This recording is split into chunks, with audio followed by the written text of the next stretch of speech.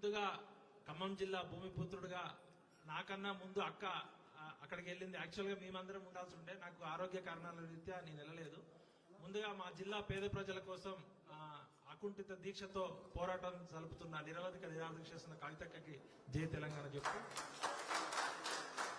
చాలా మంది మిత్రులు వస్తుంటే ఏంటి నువ్వు జాగృతిలో జాయిన్ అవుతున్నావా, కవితక్క పార్టీలో జాయిన్ అవుతున్నావా అని చెప్పారు. 2001లో కేసీఆర్ అనే ఒక బక్కపల్చిన వ్యక్తి మా ఉస్మానియా విశ్వవిద్యాలయంలో పిలిపించినప్పుడు నా వయసు 22 సంవత్సరాలు. ఆ రోజు జై తెలంగాణ నినాదం ఎత్తుకున్నాం. కష్టాల్లో కేసీఆర్ ని ఆదుకున్నాం, నష్టాలు వచ్చినప్పుడు అదే కేసీఆర్ ని నిలదీసి ప్రశ్నించినాం. కవితక్క నాకు ఇప్పుడు కాదు, 20 ఏళ్ల క్రితమే పరిచయం. చాలా మంది టీవీ ఛానల్ చూస్తూ ఇప్పుడు కవితక్క చెప్తున్న విషయాలు అన్ని వింటున్నారు. దయచేసి డిస్టర్బ్ చేయకండి. ఇది నేను రాజకీయం కోసమో మోమాటం కోసమో చెప్పట్లేదు. కవితక్క పుట్టింది కేసీఆర్ కుటుంబంలో కావచ్చు, కానీ ఒక మామూలు మహిళ ఎన్ని కష్టాలు పడ్డదో నాకు అన్ని ప్రత్యక్షంగా తెలుసు. ఎందుకంటే కవితక్క అమెరికా నుంచి వచ్చినాక తెలంగాణ పౌర సమాజం నుంచి ఒక పేపరు ఛానల్ పెట్టాలని చెప్పి నేను పరిచయం కావడం జరిగింది. ఆ కష్టాలు నష్టాలు అన్ని తర్వాత చెప్తా. గానీ ఈ రోజు నేను ఇక్కడికి రావడానికి ప్రధాన కారణం కేసీఆర్ కూతురుగా తాను రాజకీయాల్లోకి రావచ్చు, తెలంగాణ జాగృతిగా మనం పరిచయం కావచ్చు, బతుకమ్మగా పరిచయం కావచ్చు. కానీ ఈ రోజు తెలంగాణ కష్టాల్లో ఉంటే ఏ రాజకీయ పార్టీ పోరాటం చేయకుండా ఓన్లీ నుమాయిష్, మన నాంపల్లిలో ఎగ్జిబిషన్ జరిగినట్టు ఎగ్జిబిషన్ కి పోయొచ్చినట్టు పోయేస్తున్నారు. నిన్న నేను 12 గంటలకి ఖమ్మం చేరుకొని అక్కడ దీక్షా శిబిరం దగ్గర గానీ అంబేద్కర్ భవన్ దగ్గర ఉంటే, నేను ఒక మామూలు మధ్యతరగతి కుటుంబంలో పుట్టి నాకు కూడా సొంత ఇల్లు లేదు. అలాంటి నేనే ఒక 5-6 గంటలు అక్కడ ఉండలేకపోయినా. ఇంతింతలావు దద్దులు, విపరీతమైన మురుగు కంపు, అంటే అక్కడ కనీసం పీల్చడానికి కూడా అక్కడ గాలి కూడా సరైన లేదు. అలాంటి దగ్గర 24 అవర్స్ ఉండడమే కాకుండా అక్కడ బాధితులు మాట్లాడిన విషయాలు చూస్తే మనము స్వాతంత్ర భారతదేశంలో ఉన్నామా, గొర్రెలు బర్రెలు లాగా వాళ్ళని గొడ్ల కొట్టల్లో తొలినట్టు తోలేరు. నాకే బాధ అనిపించింది. అలాంటిది అక్క, మీకు హ్యాట్స్ ఆఫ్. రాజకీయాలు సమాజం ఏమనుకుంటుంది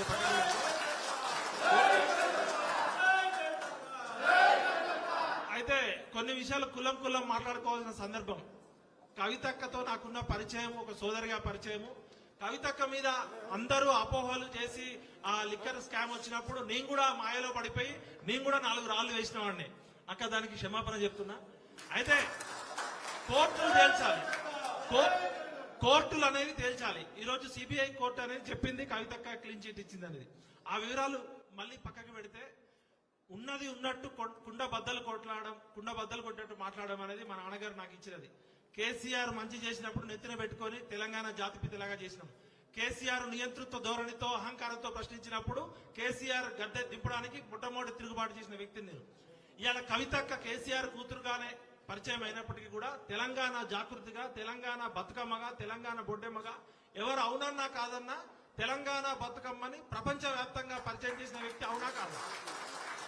అయితే కవిత గారు ఏమన్నా తప్పులు చేస్తే కోర్టులు నిర్ణయిస్తాయి. కానీ ఇవాళ ఆమె అన్ని పక్కకు పెట్టి అన్ని రాజకీయ పార్టీలని వినమ్రంగా మేము నమస్కరించి అడుగుతున్నా. ఇవాళ ఖమ్మం జిల్లా ప్రజలు దుఃఖంలో ఉన్నారు.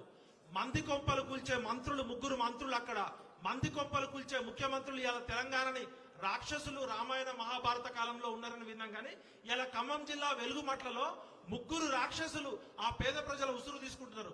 అలాంటి సమయంలో ఏ రాజకీయ పార్టీ చేయలేని సాహసం ఒక కవితక్క ఆడబిడ్డగా అక్కడికి వెళ్ళి చేసింది. దూత్ కా దూత్, పానీ కా పానీ. కవితక్క మంచి చేస్తే నెత్తిన పెట్టుకున్నాం, కవితక్క తప్పు చేస్తే బరాబర్ అడుగుతాం. కాబట్టి కవితక్క ఈ రోజు ఇక్కడ ఒక జాగృతి పార్టీలో జాయిన్ కావడానికో, జాగృతి సంస్థలో జాయిన్ కావడానికో, కవితక్క డప్పు కొట్టడానికో నేను ఇక్కడ రాలే. కవితక్క మంచి పని చేస్తుందని నా హృదయపూర్వకంగా నమ్మి ఇక్కడికి రావడం నా బాధ్యత కాబట్టి వచ్చిన. చాలా మంది మా జర్నలిస్టు మిత్రులు, లేకపోతే కేసీఆర్ కుటుంబాన్ని వ్యతిరేకించే మిత్రులు, లేకపోతే కవితక్క అంటే పడనోళ్ళు చాలా మంది బిడ్డలు కూడా అమ్ముడు పోయిండు, ఇంకా ట్రోలింగ్ స్టార్ట్ చేస్తారు. మీరు ఎవరేమంటే అనుకుంటారు భయ్, నా మనస్సాక్షికి నేను సాక్ష్యం. ఒకటే చెప్తున్నా, మోహరించిన సైన్యాలనైనా ఆపవచ్చు కానీ ముహూర్త వాసనమైన ఆలోచనలు ఎవరూ ఆపలేరు. ఈ రోజు తెలంగాణ ప్రమాదంలో ఉంది, తెలంగాణ ఆపదలో ఉంది. మనందరం చేయలేని ఒక సాహసమైన ప్రక్రియ 24 గంటల పాటు ఖమ్మంలో ఉండి చుక్క నీరు కూడా ముక్కకుండా నిరవధిక నిరాదీక్ష చేస్తున్న కవితకు జేజేలు చెప్తూ, మా అన్న విశారదాన్ మహారాజ్ ఎక్కడున్నాడో ప్రభుత్వం ఇమీడియట్ గా చెప్పాలి. తెల్లవారుజామున 3 గంటల నుంచి పోలీసులు, ఒక 100 మంది పోలీసులు నిద్రలో ఉంటే ఒక గాజా మీదనో ఒక ఇజ్రాయిల్ పాలస్తీనా మీద పడినట్టు 5 గంటలకి మగ పోలీసులు లేకుండా అమానుషంగా ఒక ఆడబిడ్డని ఈడ్చుకుపోయారు. ఇప్పుడు విశారదన్ మహారాజు గారి ఆరోగ్యం పరిస్థితి బాగాలేదు. విశారదన్ మహారాజు గారిని ఎత్తుకపోయి దాదాపు 5-6 గంటలు అవుతుంది. ఇంతవరకు పోలీస్ డిపార్ట్మెంట్ నుంచి ఎటువంటి ఇన్ఫర్మేషన్ లేదు. ఆయన ఆరోగ్యం బాగాలేదు. ఆయన ఇప్పటికే 10,000 కిలోమీటర్లు 50,000 కిలోమీటర్లు యాత్ర చేసిండు. నిన్నటి నుంచి పచ్చి నీళ్లు కూడా ముట్టుకోలేదు. కాబట్టి విశారదన్ మహారాజు గారు ఆచూకీ చెప్పాలని ఇమీడియట్ గా నేను తెలంగాణ పౌర సమాజం నుంచి డిమాండ్ చేస్తూ, ఇక వెలుగుమట్ల విషయానికి వచ్చినప్పుడు ఒక జర్నలిస్ట్ గా ఒక అనలిస్ట్ గా వాస్తవాలు చెప్పడం నా ప్రధాన ఉద్దేశం. ఇవాళ భారత రాజ్యాంగం మీద ప్రమాణం చేసి మనం అందరం కూడా ప్రభుత్వాలను నడుపుతున్నాం. భారతదేశ ప్రజలమైన మాకు మేముగా సమర్పించుకున్న ఈ భారత రాజ్యాంగ ప్రవేశిక పీఠిక భారతదేశానికి ఆత్మ వంటిది. ఈ ఆత్మ ఏం చెప్తుందంటే భారతదేశ ప్రజలైన 150 కోట్ల మందికి స్వేచ్ఛ, సమానత్వము, స్వాతంత్రము, రాజకీయ ఆర్థిక సమానత్వం కల్పిస్తుంది. కుల మత వర్గ భేదాలు లేకుండా, పేద ధనిక భేదాలు లేకుండా ప్రజలందరికీ సామాజిక న్యాయము, ఆర్థిక న్యాయము, విద్య, సామాజిక న్యాయం కల్పిస్తుందని రాజ్యాంగ ప్రవేశిక పీఠిక చెప్తుంది. మరి అలా ఖమ్మం జిల్లాలో రాజ్యాంగం అమలు అవుతుందా లేదా అనేది చూస్తే 1954లో కల్వల రాజారాం అనే వ్యక్తి 62 ఎకరాల భూమి లేని నిరుపేదలకి భూదానం చేసిండు. ఇలా మనకి దానాలు తెలుసు, భూదానము, అన్నదానము, విద్యాదానము, కన్యాదానము. 1954లో 62 ఎకరాల భూమి లేని నిరుపేదల కోసం భూమి ఇస్తే 78 సంవత్సరాల స్వతంత్ర భారతావనిలో ఈ ఖమ్మం జిల్లా ప్రభుత్వానికి, తెలంగాణ ప్రభుత్వానికి, ఆంధ్రప్రదేశ్ ప్రభుత్వానికి పేదలే దొరకలేదు. అంటే నిరుపేదల కోసం భూమి దానం చేస్తే ఇంతవరకు ఆ భూమిని సవ్యంగా పంచలేదంటే రాజ్యాంగం విఫలమైంది. ఒకవైపు రాహుల్ గాంధీ గారు రాజ్యాంగం పట్టుకొని కాశ్మీర్ నుంచి కన్యాకుమారి వరకు తిరుగుతారు, జోడో యాత్ర, న్యాయ యాత్ర అని చెప్పి. కానీ రాజ్యాంగాన్ని రేవంత్ రెడ్డి ప్రభుత్వం ఫైనాన్షియల్ గ్యాంగ్ రేప్ చేస్తుంది, రాజ్యాంగాన్ని డిస్ట్రాయ్ చేస్తుంది. We are shame on you mister Rahul Gandhi, we are shame on you madam Sonia ji, Priyanka ji, we are shame on you. మీకు ఎందుకు సపోర్ట్ చేసినాం? కేసీఆర్ గారు నియంతృత్వ పాలన చేస్తుండు, అవినీతి పాలన చేస్తుండు, ప్రజాస్వామ్య విలువలను తుంగలో తొక్కుతుండని చెప్పి రాహుల్ గాంధీ గారిని నమ్మి మేము 31 నియోజకవర్గాల్లో సోనియా గాంధీ గారి దూత అయినటువంటి దాస్ మున్షి, ప్రియరంజన్ దాస్ మున్షి భార్య దీపా దాస్ మున్షి గారు, ఇప్పుడున్న కాంగ్రెస్ ఇన్ఛార్జి ఆమె మన మేడం మీనాక్షి నటరాజన్ గారు, Congress working committee member doctor Ajay Kumar గారు, వీళ్ళు ముగ్గురు మా ఇంటికి వచ్చి బతిలాడారు. ఎట్టి పరిస్థితుల్లో తెలంగాణ పౌర సమాజం నుంచి మీరు సపోర్ట్ చేయాలని చెప్పి వాళ్ళు ఎన్నో హామీలు ఇచ్చారు, మేనిఫెస్టోని తుంగలో తొక్కిరు. వాళ్ళు చెప్పకుండా ఇచ్చిన హామీ ఏమంటే ప్రజాస్వామ్య హక్కుల పరిరక్షణ అని చెప్తున్నారు. ఇవాళ కవిత గారి మీద, విశారదన్ మహారాజు గారి మీద జరిగిన దాడి ప్రజాస్వామ్యానికి సిగ్గుచేటు. ఆడ పోలీసులు లేకుండా అర్ధరాత్రి తెల్లవారుజామున ఎటువంటి మానవీయ విలువలు లేకుండా బర్రెల్ని గొర్రెల్ని ఎత్తుకపోయారు. అదృష్టవశాత్తు నేను తుడిలో తప్పించుకొని ఇక్కడికి రాగలిగిన. ఇవాళ ఖమ్మం జిల్లా బ్లీడింగ్ అవుతుంది. 3 ముండమోపి మంత్రులు ఉన్నారు అక్కడ. ఇవాళ రేవంత్ రెడ్డి విగ్రహాలు పెడతా అంటుండు కదా, ఖమ్మం జిల్లా ప్రజలు ఏమని పెడుతున్నారు అంటే మంది కొంపలు కూల్చే ముఖ్యమంత్రి విగ్రహం పెట్టాలంటున్నారు. మంది కొంపలు కూల్చే మంత్రులు ఉంటే ఎంత, ఊడితే ఎంత. ఇవాళ పొంగులేటి శ్రీనివాసరెడ్డి అనే కాంట్రాక్టరు ఆయన ఏ పార్టీ మారితే ఆ పార్టీ మారుతున్నాడు. పొంగులేటి శ్రీనివాసరెడ్డి నాకు పర్సనల్ గా బాగా క్లోజే, తుమ్మల నాకు పర్సనల్ గా క్లోజే. మీ అనుభవం ఏడికిపోయింది తుమ్మల నాగేశ్వరరావు గారు? పేద ప్రజలు, కల్వల రాజారాం అనే వ్యక్తి పేద ప్రజలకు దానం చేసిన భూమిని మీరెందుకు ఎక్కబడుతున్నారు గద్దల్లాగా? కొన్ని విషయాలు నేను రాజ్యాంగ పరంగా మాట్లాడదలుచుకున్నా. ఆయన collector Anudeep Durishetti IAS all India topper అట. వెలుగుమట్ల విషయంలో జిల్లా కలెక్టర్ పేద ప్రజలకు అందించిన రాజ్యాంగ హక్కును పాటించడంలో విఫలమయ్యాడు మరియు ప్రాథమిక హక్కులను ఉల్లంఘించాడు. మంత్రుల ఆదేశాలను పాటించాడు. ప్రాథమికంగా భూములు అనేవి ప్రభుత్వానికి లేదా ప్రైవేటు వ్యక్తులకు చెందినవి కావు. అవి పేదల కోసం పనిచేసే ఒక ట్రస్ట్ కు చెందినవి. అవేమన్నా అభ్యంతరం చెప్తే భూదాన్ ట్రస్ట్ బోర్డు అభ్యంతరం చెప్పాలి. భూదాన్ ట్రస్ట్ బోర్డు ఎటువంటి అభ్యంతరం లేకుండా మొత్తం భూమి విస్తీర్ణం 62 ఎకరాలు, కానీ పేద ప్రజల నుండి 32 ఎకరాల భూమిని బలవంతంగా స్వాధీనం చేసుకున్నాడు. మిగతా 30 ఎకరాల గురించి ఆయన మాట్లాడాడు. ఎందుకంటే మిగతా 30 ఎకరాల్లో పొంగులేటి బంధువులు ఉన్నారట, తుమ్మల బంధువులు ఉన్నారట, మంత్రుల బంధువులు ఉన్నారట. రాజ్యాంగం యొక్క ప్రాథమిక హక్కును ఉల్లంఘించడం తప్ప మరొకటి కాదు. ఆ భూమి ప్రభుత్వానికి లేదా ప్రైవేటుకు చెందినది కాదు, పేద ప్రజల కోసం చేసినది. భూదాన్లోని అనేక భూములు 28,000 ఎకరాల భూమి తెలియని వ్యక్తులు ఆక్రమించారు. వాటిలో ఎక్కువ భాగం వ్యవసాయ భూములు. ఇక్కడ ఏం చెప్తున్నారంటే ఈ వెలుగుమట్ల సంఘటన అనేది ఒక చిన్న సంఘటనగా చూడొద్దు.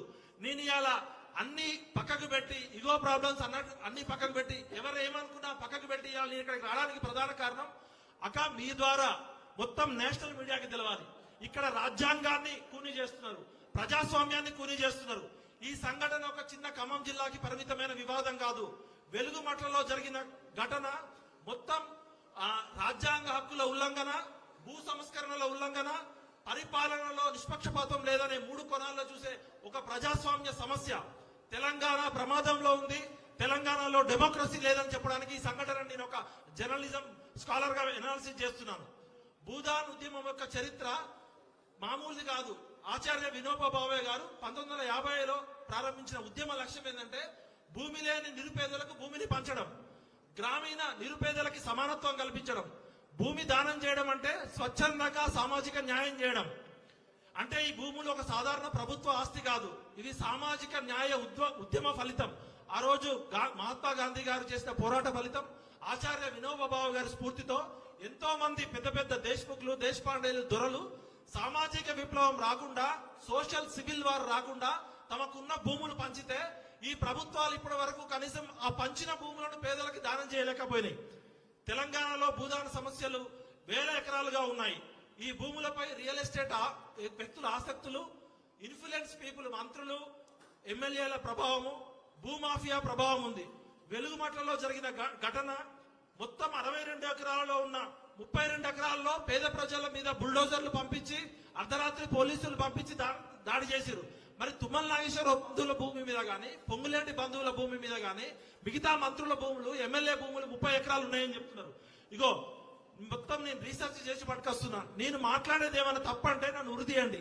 ఇది మొత్తం 62 ఎకరాలలో 30 ఎకరాలు. అక్కగారు మీకు రీసెర్చ్ చేసి చూస్తున్నా, ఒకసారి కెమెరా జూమ్ చేయండి. ఆ మిగతా 31 ఎకరాలలో ఇది ఇప్పటికీ కూడా భూభారతిలో భూదాన్ భూమికి సంబంధించిందని ఉంది. ఉదాహరణకు సర్వే నెంబర్ ఇది 149, ఖమ్మం అర్బన్ మండలం, వెలుగుమట్ల గ్రామం, దగ్గుల నాగమణి అనే వ్యక్తి పేరు మీద ఉంది. 5 ఎకరాలు ఉంది. ఈ దగ్గుల నాగమణి అనే పేరు మీద భూదాన్ భూమి 5 ఎకరాలు ఉంటే కలెక్టర్ గారు ఏం మాట్లాడరు. అదేవిధంగా ఇట్లా మొత్తం చెప్పుకుంటా పోతే 31 ఎకరాలు. ఇంకొకరు ఎవరు, ఊటుకూరి జలజారాణి, ఈమె పేరు మీద ఎకరం బాగుంది. మరి వీళ్ళు సక్రమము, పేదల అక్రమమా? అదే విధంగా చెలమల శెట్టి నళిని, ఈమె పేరు మీద ఎకరంన్నర ఉంది. అదే విధంగా బోనాల అంబాప్రసాద్ ఎకరం ఉంది. వీళ్ళంతా ఎవరు? తుమ్మల నాగేశ్వరరావు బంధువులా, పొంగులేటి బంధువులా, రాజ్యాంగానికి అతీతమైన శక్తులా? బోనాల రామకృష్ణ 2 ఎకరాలు. ఇలా చెప్పుకుంటూ పోతే మొత్తం అన్ని రికార్డ్స్ తోటి ఇక్కడ రేవంత్ రెడ్డి ఫోటో ఉంది, ఇక్కడ పొంగులేటి ఫోటో ఉంది. మీ ప్రభుత్వం ఇచ్చిన డేటానే 62 ఎకరాలు భూదాన్లో ఉంది. ఈ 147, 148, 149 సర్వేలలో 30 ఎకరాలేమో పేదలు అన్యాయంగా ఆక్రమించుకున్నారని బుల్డోజర్లు పంపించినావు. మరి ఈ 30 ఎకరాల సంగతి ఏంటంటే ఇక్కడ అసలు కథ ఏంటంటే, నేను కూడా ఖమ్మం జిల్లా, అక్కడున్న వాస్తవ పరిస్థితి ఏంటంటే 10 సంవత్సరాల క్రితం ఆ భూమి ఖమ్మం టౌన్ కి దూరంగా ఉంది. తొండలు గుడ్లు పెట్టని ఊరులాగా, ఒక గుట్టలాగా ఉంది. అప్పుడు పేద ప్రజలు పాపం కరెంటు లేకుండా, నీళ్లు లేకుండా 8 సంవత్సరాల నుంచి ఉంటున్నారంటే అంతకన్నా పేదరికానికి అర్హత ఏంటి? ఈ రోజు కరెంటు లేకుండా ఎవరైనా ఉండగలరా? మొబైల్ ఫోన్ లేకుండా ఉండగలరా? అలాంటిది దాదాపు 10 సంవత్సరాల నుంచి ప్రభుత్వం కరెంట్ ఇవ్వకపోయినా, తాగునీటి సౌకర్యం ఇవ్వకపోయినా, రవాణా సౌకర్యం ఇవ్వకపోయినా కూడా ఎటువంటి దిక్కులేని అనాథల్లాగా వాళ్ళు తమ సొంత డబ్బులతోటి పాములు కరుస్తున్నా, తేళ్లున్నా కూడా ఆ గుట్టని బాగు చేసుకొని ఎటువంటి దిక్కులేని అనాథల్లాగా ఉంటున్నారు. ఇలా ట్రైబల్ ఏరియాల్లో కూడా రాష్ట్రపతి పథకం కింద ట్రైబల్ ఏరియాలో కూడా కరెంటు తీగలు లేని ఏరియాలో కూడా సోలార్ కల్పించమని చెప్తుంది రాష్ట్రం. నార్త్ ఈస్ట్ స్టేట్స్ కు పోతే మనకి ఎక్కడైతే కరెంటు ఇవ్వలేమో అక్కడ సోలార్ ఇస్తుంది. అటువంటి చోట ఖమ్మం పట్టణానికి ఆనుకొని ఉన్న వెలుగుమట్ల గ్రామంలో కరెంటు లేకుండా 10 సంవత్సరాల నుంచి ఉంటున్నారంటే ఇది నాగరిక సమాజానికి, ప్రజాస్వామ్యానికి సిగ్గుచేటు. We are shame on this democracy. ఎందుకంటే భారత రాజ్యాంగం ఏమో ప్రజలందరికీ సమాన హక్కులు కల్పిస్తామని చెప్పింది. ఖమ్మం కలెక్టరేట్ పక్కనే, కలెక్టరేట్ నీడలో ఉన్న ఈ పేద ప్రజలు అక్కడ ఉన్నప్పుడు ఆ భూమికి విలువ రాలే. ఎప్పుడైతే కలెక్టరేట్ అక్కడికి వచ్చిందో ఆ కలెక్టరేట్ చుట్టుపక్కల ఎవరు, మన టిఆర్ఎస్ లో మంత్రిగా ఉన్నాడు పువ్వాడ అజయ్ కుమార్ గారికి 100 ఎకరాలు ఉన్నాయి, పొంగులేటి శ్రీనివాసరెడ్డి గారికి 100 ఎకరాలు ఉన్నాయి, మంత్రులకి 100 ఎకరాలు ఉన్నాయి, రియల్ ఎస్టేట్ మాఫియాకి 100 ఎకరాలు ఉన్నాయి. మరి ఈ 60 ఎకరాల మీద ఇప్పుడే ఎందుకు మీకు ప్రేమ వచ్చింది? 10 సంవత్సరాల నుంచి ఎందుకు ప్రేమ రాలేదంటే ఇప్పుడు అక్కడ కలెక్టర్ అనుదీప్ దునిశెట్టి చెప్పినట్టే ఈ 30 ఎకరాల విలువ 250 కోట్లు. అంటే ఈ 250 కోట్ల విలువైన భూమిలో పేద ప్రజలు ఉండడం వాళ్ళకి ఇష్టం లేదు. కూలీ నాలి చేసుకొని కష్టం చేసుకునే ప్రజలు అక్కడ కలెక్టరేట్ దగ్గర ఎట్లుంటారు ఈ కూలీ నాలి చేసుకునేటోళ్ళు. అది ఖమ్మంకి ఇప్పుడు బంజారా హిల్స్ అంత కాస్ట్లీ అయింది. అక్కడ 100 నుంచి 150 ఎకరాలు ఒక మంత్రికి ఉంది, 100 నుంచి 150 ఎకరాలు ఒక పొలిటీషియన్ ఉంది. వాళ్ళ రియల్ ఎస్టేట్ భూములకి ధరలు వస్తాయి. ఇక్కడ ఎకరం 5 కోట్ల నుంచి 10 కోట్లు పలుకుతుంది.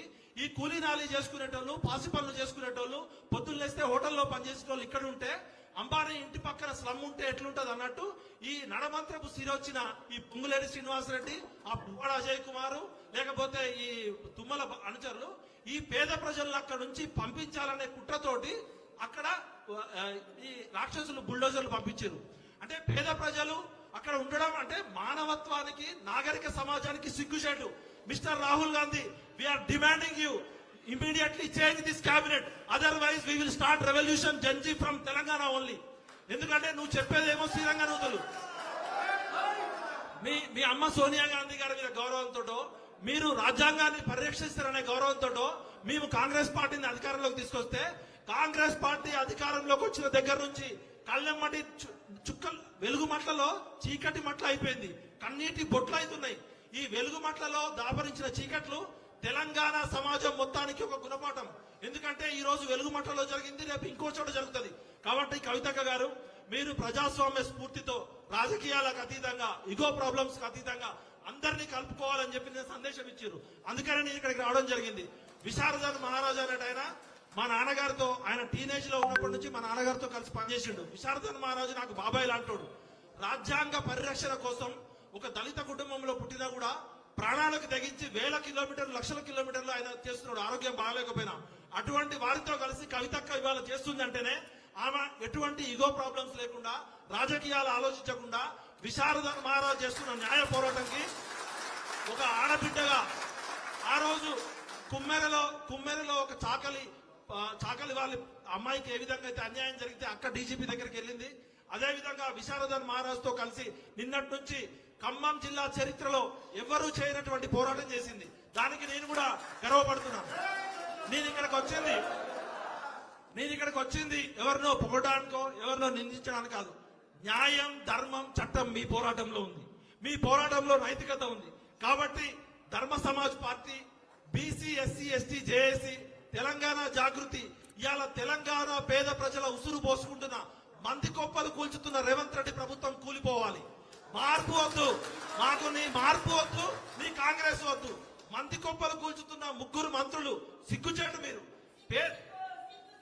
పేద ప్రజలకి భూమి దానం చేస్తే పాపం దిక్కులేని పేద ప్రజల దగ్గర మీరు వీరముష్టి అడుగుకుంటున్నారు. మీరు వీరముష్టి మంత్రులు ముగ్గురు పేరుకి ఒక్కొక్కరు సీనియర్లు. తుమ్మల నాగేశ్వరరావు అనుభవం, ఆయన నా వయసు 47 ఏళ్ళు, నీ పుట్టక ముందు నుంచే మంత్రి. టీడీపీలో ఆయనే మంత్రి, కాంగ్రెస్ లో ఆయనే మంత్రి, టీఆర్ఎస్ లో ఆయనే మంత్రి. రేపు పొద్దున ఇంకేదన్నా పార్టీ వస్తే ఆ పార్టీలో కూడా జాయిన్ అవుతారు. సిగ్గుండాలి తుమ్మల నాగేశ్వరరావు గారు, మీకు వయసు ఉంది కానీ కనీసం సోయలేదా నీకు? నువ్వు ఒక రైతు కుటుంబం నుంచి ఒక ట్రాక్టర్ డ్రైవర్ గా వచ్చినావు కదా, పరిపాలన అనుభవం ఉందని చెప్తున్నావు కదా. ఇవాళ నువ్వు అప్పుడు దుబాయ్ పోయినావు, మరి ఇన్ని రోజులైంది సంఘటన జరిగి, కనీసం అక్కడికి ఎందుకు రాలే మిస్టర్ తుమ్మల నాగేశ్వరరావు గారు? నీ మీద, నీ అనుచరుల మీద ఆరోపణలు వస్తుంటే ఇంతవరకు ఎందుకు మౌనవ్రతం అంటిస్తున్నావు? అంటే మౌనం కూడా కుమ్మక్కు కుట్ర. తుమ్మల నాగేశ్వరరావుకి కుట్రలో భాగం ఉంది కాబట్టి ఆయన మాట్లాడట్లేదు. అదేవిధంగా పొంగులేటి శ్రీనివాసరెడ్డి గారి జీవితం ఒక పాలు అమ్ముకునే వ్యక్తి నుంచి, ఒక చిన్న కాంట్రాక్టర్ నుంచి స్టార్ట్ అయింది. పాలు అమ్ముకునేట ఆయన 1000 కోట్లు సంపాదించవచ్చు, కానీ పేద ప్రజలకి నీడు లేక 100 గజాల స్థలం కోసం ఉంటే అక్కడ ఉండకూడదు. పువ్వాడ అజయ్ కుమార్ గారు, మీ అక్రమాలు మాకు తెలుసు, మీ ఖమ్మం జిల్లా బిడ్డ గుర్తు పెట్టుకోండి. మీ 3 ఈ పేద ప్రజల ఉసురు తాగి, గరీబోళ్ళ ఉసురులో మీ గుండెల్లో గుణపాలు దించుతాం బిడ్డలారా. ఏమనుకుంటున్నారు? ఇది ఒక కవితక్క పోరాటం కాదు, ఒక విశారదన పోరాటం కాదు. 4 కోట్ల తెలంగాణ పేద ప్రజల ఉసురు తల్లి కొట్టుకుపోతారు. ఏమనుకుంటున్నారు? అది అక్కడికి పోతే కన్నీళ్లు దుఃఖం అవుతున్నాయి. ఇలా వెలుగు మట్టి సాక్షిగా నేను చెప్తున్నాక మీరు చేసే పోరాటం ధర్మబద్ధం, న్యాయం.